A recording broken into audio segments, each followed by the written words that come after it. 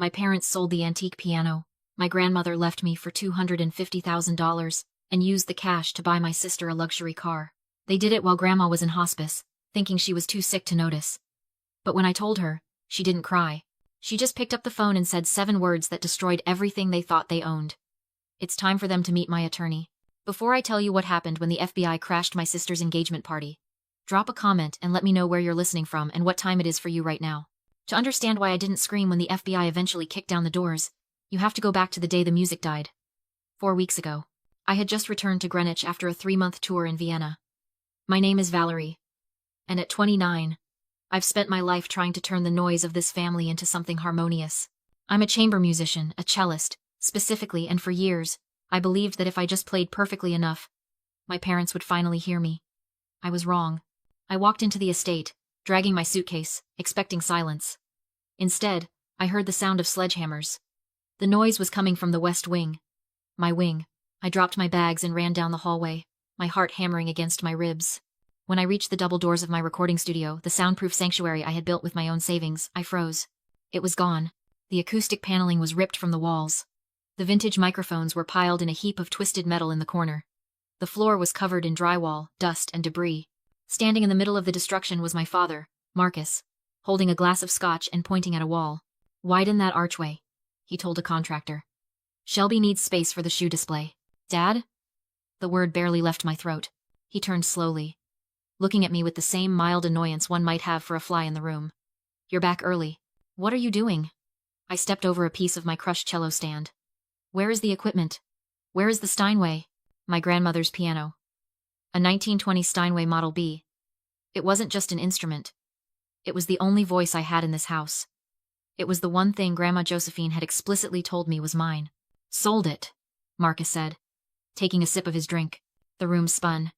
You sold it? Got 250,000 cash for it this morning. A Russian collector. He didn't ask questions, paid up front.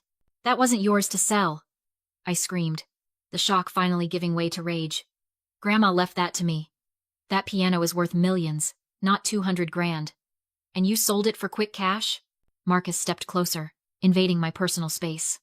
The smell of expensive scotch and stale desperation radiated off him. His face wasn't apologetic. It was twisted with a sudden, ugly sneer. "Wake up, Valerie," he spat. "Shelby is marrying into the Harrison family next month. Do you know what that means? It means billions. She needs a walk-in closet that looks the part. She needs a wedding that screams old money. So you stole from me?" "I liquidated dead weight," he interrupted, his voice dropping to a growl. "I sold that pile of firewood to a Russian collector because we need liquidity. You should thank me. Your trash music won't get Shelby a billionaire husband. It won't pay my debts. You are a hobby, Valerie. Shelby is the investment." I looked at him, and for the first time in 29 years, the fog lifted. I didn't see my father. I didn't see a man under pressure. I saw a predator. Psychologists call it the Saturn complex, the father who devours his own children out of fear that they will surpass him. Marcus had tried to be a musician in his 20s and failed. He had tried to be a businessman and was currently drowning in debt. And here I was, actually making a living with my art. Actually succeeding where he had stumbled. He didn't sell the piano because he needed the money. He sold it because he hated that I could play it and he couldn't. He destroyed my studio not to build a closet, but to break my hands. He was eating his child to feed his starving ego. He waited for me to cry. He waited for me to beg or collapse, just like I always did when he raised his voice. I swallowed the scream building in my chest. I looked at the empty rectangular spot on the floor where the piano used to be. "You're right," I said, my voice hollow. Marcus blinked, surprised by my surrender. He smirked, swirling his drink. "Good. Glad you're finally seeing reason. Now get out of here. The contractors have work to do." I turned and walked out of the rubble. I didn't go to my room. I went to my car. I drove 2 miles down the road to a scenic overlook, parked the car, and screamed until my throat tasted like blood. Then, I picked up my phone. I didn't call the police. Not yet. I called the storage facility in Zurich where I kept my actual assets, the ones Marcus didn't know about. He thought he had broken me. He had no idea he had just freed me. I stood there in the wreckage of my studio, staring at the empty space where the piano had been. A normal daughter would have kept screaming. A normal victim would have called the police right then and there to report the theft. But I stopped being a normal daughter the moment I saw the glee in my father's eyes. I didn't cry. I didn't beg. I forced my breathing to slow down, turning the panic into something colder, sharper. Marcus was watching me, swirling the ice in his glass, waiting for the breakdown. He wanted the satisfaction of seeing me shattered. He wanted to confirm that he held the power, that my happiness was something he could buy or sell on a whim. He didn't know about Zurich. 5 years ago, just after I signed my first major recording contract, Grandma Josephine pulled me aside. She was already losing her mobility then, but her mind was a steel trap. Your father sees assets, not art, she had whispered. If you love something, Valerie, move it where he can't reach it. I had listened. I hired a specialized logistics team to move the authentic 1920 Steinway Model B, the one valued at over $10 million due to its provenance and condition, to a climate-controlled vault in Switzerland. In its place, I had put a stencil piano, a generic, hollow shell I picked up from an estate sale for $500. I paid a restorer to slap a convincing decal on the fallboard and polish the wood until it shined. It looked like a Steinway. It took up space like a Steinway. But to anyone with a trained ear, it sounded like a tin can. Marcus, the failed musician, hadn't played a note in 20 years. He didn't know the difference. But the Russian collector who just paid $250,000 in cash? He would know. He would know the second he tried to tune it. My father hadn't just stolen from me. He had defrauded a dangerous organization for $250,000. He had taken money from people who didn't file lawsuits, they broke kneecaps. I looked at him. Really looked at him. If I told him the truth now, he would panic. He would try to get the piano back, refund the money, and save his own skin. He would survive. But looking at the smashed drywall, the physical manifestation of his hatred for me, I decided he didn't deserve to survive. He deserved the consequences of his own greed. I wiped my face, careful to smudge my mascara just enough to look defeated. I let my shoulders slump. You really got $250,000 for it? I asked, my voice trembling just enough to be convincing. Cash, Marcus bragged, mistaking my calculation for resignation. Money is already in the safe. Going to the wedding planner tomorrow. Shelby is going to have flowers flown in from Holland. Okay, I whispered. He frowned, suspicious of how quickly the fight had left me. Okay? You're right, Dad, I said, looking him dead in the eye. I was being selfish. Shelby is the future of this family. She deserves the best wedding possible. If selling the piano guarantees that, then I guess it's worth it. A slow, arrogant smile spread across his face. He believed it. He believed it because he needed to believe I was weak. He needed to believe he had won. Finally, he scoffed, finishing his drink. I knew you'd come around. Clean this mess up. We have guests coming this weekend. He turned and walked away, his footsteps echoing down the hall. He thought he had just funded the wedding of the century. He didn't realize he had just signed his own death warrant. I waited until he was gone. Then I stepped over the debris, walked to my desk, and opened my laptop. I didn't start cleaning. I opened a new folder titled, The Harrison Gala. If he was willing to sell a fake piano to the mob, I wondered what else he would be willing to sign if he thought he was winning. It was time to find out. 1 week later, the air in the mansion was thick enough to choke on. The wedding planners were demanding deposits. The florist had tripled her quote. And Shelby was throwing tantrums because the imported orchids weren't the right shade of ivory. But I wasn't watching Shelby. I was watching Marcus. He was pacing in his study, a phone pressed to his ear, his voice a hushed, frantic hiss. I need more time. The liquidity is tied up in assets. Yes, the house is unencumbered. Next week. I promise. He slammed the phone down when he saw me standing in the doorway. He looked terrible. His skin was gray, his eyes bloodshot. The $250,000 from the fake piano was already gone, burned on deposits. Jewelry for Shelby. And, I suspected, interest payments on debts he hadn't told anyone about. What do you want? He snapped, shuffling papers on his desk to hide the past due notices. I found something, I said, my voice quiet and submissive. I held up a blue legal folder. In Grandma's safe. I think she wanted you to have it. Marcus narrowed his eyes. What is it? She signed it 3 years ago. I lied smoothly. Before the stroke. Before she got locked in. I placed the folder on the desk. He snatched it up, flipping it open. I watched his eyes scan the header. Durable power of attorney. He didn't read the fine print. He didn't look at the paragraph explicitly stating this was a springing power of attorney. A document that only became valid upon proof of incapacitation certified by 2 independent physicians. Without those affidavits, the document was worthless paper. Using it to secure a loan or transfer assets was a felony. It gives you control, I said, feeding his greed. Over the estate. Over the house. You can use the property as collateral for the wedding costs. It's what she would have wanted, right? For the family legacy? Marcus looked at the document, then at me. A slow, predatory grin spread across his face. He didn't see a legal trap. He saw a lifeline. He saw $5 million in equity he could drain to pay off the sharks circling him. Finally, he breathed, clutching the folder like a holy relic. I knew she signed this. I knew she trusted me. He looked at me with a mix of pity and triumph. You see, Valerie? This is how the real world works. You handle the art. I handle the empire. Now get out. I have calls to make. I turned to leave, but I paused at the door. Dad? What? Make sure you file it before the engagement gala. You want the Harrisons to know you're solvent, right? Obviously, he scoffed. I'm signing the loan papers on stage during the toast. It's going to be a power move. I walked out of the study and closed the heavy oak door. I didn't smile. I didn't celebrate. There is a concept in military strategy called the art of deadly silence. When your enemy is making a fatal mistake, you don't interrupt them. You don't argue. You don't fight back. You get out of the way and let gravity do the work. For years, I thought fighting back meant screaming louder than him. I thought it meant proving I was right.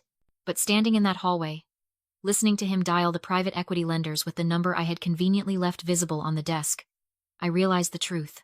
The most effective revenge isn't a battle. It's an assisted suicide.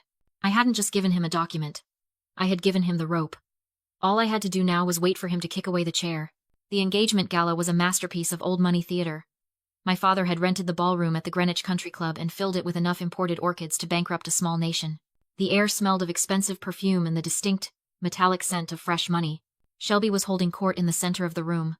Her hand extended so the light from the chandeliers would hit the diamond. It was a massive, gaudy stone paid for. I knew. By the Russian mob's cash. She looked beautiful. And completely hollow. It's perfect, isn't it? She gushed to a circle of bridesmaids as I walked by. Daddy said, the Harrisons are going to be so impressed. I didn't stop. I walked to the edge of the room, clutching a glass of sparkling water. I felt like a ghost haunting my own funeral. Every person here, the bankers, the socialites, the Harrisons, they all looked at me with that polite, pitying smile reserved for the unsuccessful sister. Then, the music stopped. Marcus tapped a spoon against his champagne flute, stepping onto the low stage. He looked triumphant. The gray pallor from last week was gone, replaced by the flush of adrenaline. He was wearing a tuxedo that cost more than my first car. Ladies and gentlemen, his voice boomed, amplified by the microphone. Thank you for joining us to celebrate Shelby and William. But before we toast the happy couple, I have a small announcement. He scanned the crowd until his eyes locked on me. He waved me over. Valerie, come up here. My stomach turned. This wasn't in the plan. I hesitated. But the spotlight swung toward me, pinning me against the wall. I had to play the part. I had to be the submissive daughter one last time. I walked up the steps. Marcus wrapped a heavy arm around my shoulders, pulling me close. He smelled of scotch and victory. I want to thank my eldest daughter, he said, his voice dripping with condescension. For years, Valerie has been finding herself, chasing her little artistic dreams. A ripple of polite laughter moved through the room. But this week, Marcus continued, tightening his grip. She finally stepped up. She realized that family legacy is more important than a hobby. She helped secure the assets that made tonight possible. She finally knows her place in this family. He looked down at me, his eyes gleaming with malice. He was publicly claiming ownership of me. He was telling the world he had broken the wild horse. To Valerie, he toasted. For finally being useful. To Valerie, the crowd echoed. I stood there, humiliated and furious, ready to smash his glass and expose him as a thief. Instead, I forced a tight smile. Enjoy it, Dad, I thought. This is your last breath as a free man. And now, Marcus announced, gesturing to a table beside the stage. 2 men in dark suits waited with documents, private equity lenders, sharks in silk ties. To secure this family's future, I'm finalizing a partnership to expand our holdings. It was pure theater for the in-laws. Marcus sat, uncapped a heavy fountain pen, and opened the folder I'd handed him. He placed the springing power of attorney on the table like collateral, never checking for the doctor's signatures. Then he signed the loan documents, pledging the Greenwich estate property he didn't own to a debt he couldn't repay. Scratch. Scratch. The pen sounded louder than the applause. Marcus shook hands with the lenders, grinning as if he'd just won. He thought he'd secured $5 million. He didn't know he'd just committed federal wire fraud in front of 200 witnesses. I stepped back into the shadows and texted attorney Walter, waiting in a van outside. It's done. The transfer cleared in 45 seconds. The lead lender checked his tablet. A green light flashed. Funds received, Mr. Thompson. $5 million. Marcus exhaled like he'd been drowning for weeks. He stood taller, buttoned his tux, and raised his glass. To the future. To the future. The room echoed. Then the lights flickered. The massive screen behind him, still showing Shelby's childhood photos, went black. Static hummed through the speakers. Guests whispered. Shelby snapped toward the AV booth. Fix it. The screen flared back to life. Not a photo, a video. Date stamped last week. My father's study. On-screen Marcus paced with the blue legal folder in his hand, snarling into the phone. His voice blasted through the ballroom speakers, unmistakable. I don't care what the fine print says. The old hag is basically dead.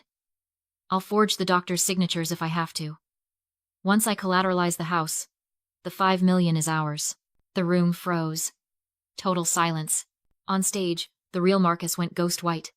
His champagne glass slipped from his hand and shattered like a gunshot. Turn it off, he screamed. It's a deepfake. It's AI. Nobody moved. Shelby's billionaire in-laws stared at him in horror. Then the double doors burst open. 6 agents in windbreakers stamped with 3 yellow letters FBI strode in. Walter walked with them, grim and satisfied. Marcus Thompson, the lead agent called. Voice calm but absolute. Step away from the table. Hands where we can see them. Marcus backed into the podium, stammering. You can't be here, this is a private event. We have a federal warrant for your arrest, the agent said, advancing. Wire fraud, bank fraud, and aggravated identity theft. This is a mistake. Marcus pointed at the lenders, who were already scrambling to pack up. I have the power of attorney. My mother signed it. Walter stepped forward. It was a springing power of attorney, Marcus. It required 2 physicians' affidavits of incapacitation. You didn't get them. You forged them. And you just used a fraudulent instrument to wire $5 million across state lines. He lifted a file. We tracked the transaction in real time. The second the funds hit your account, you committed a federal felony. Shelby screamed a sharp, broken sound. She grabbed William Harrison's arm, but he ripped away as if she were poison. The Harrison family didn't argue or explain. They signaled their security and executed a clean retreat toward the exits. William! Shelby cried, chasing them. Wait! He never looked back. I watched from the corner as the empire collapsed in under 3 minutes. Wealth, status, old money. Pride gone the moment the handcuffs clicked. Marcus didn't look at the agents. He searched the crowd for rescue until his eyes landed on me. I stood in the shadows, sipping water, not even surprised. And he understood. I hadn't surrendered.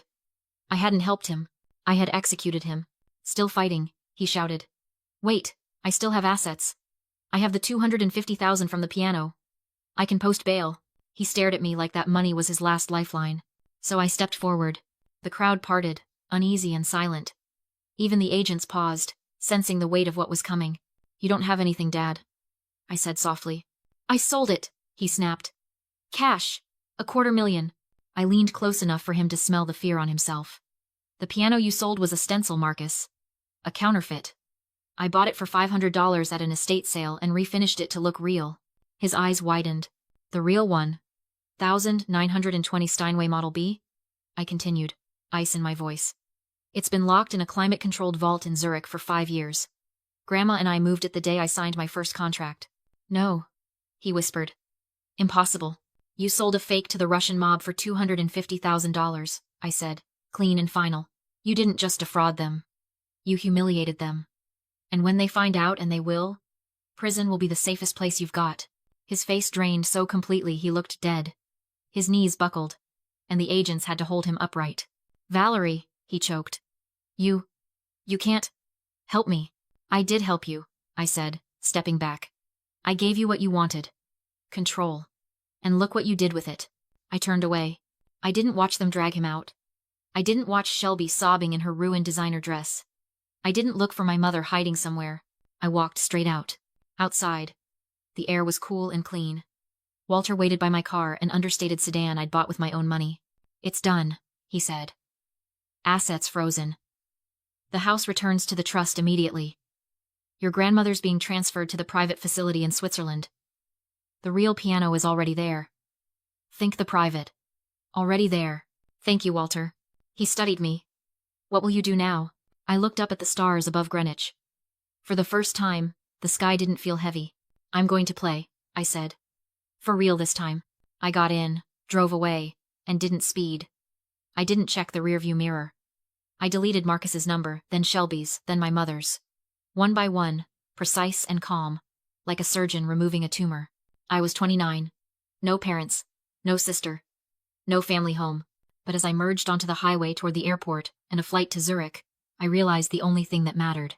I was free. And if you've ever had to be the villain in someone else's story just to survive your own, hit like and subscribe. You aren't crazy. You're just free.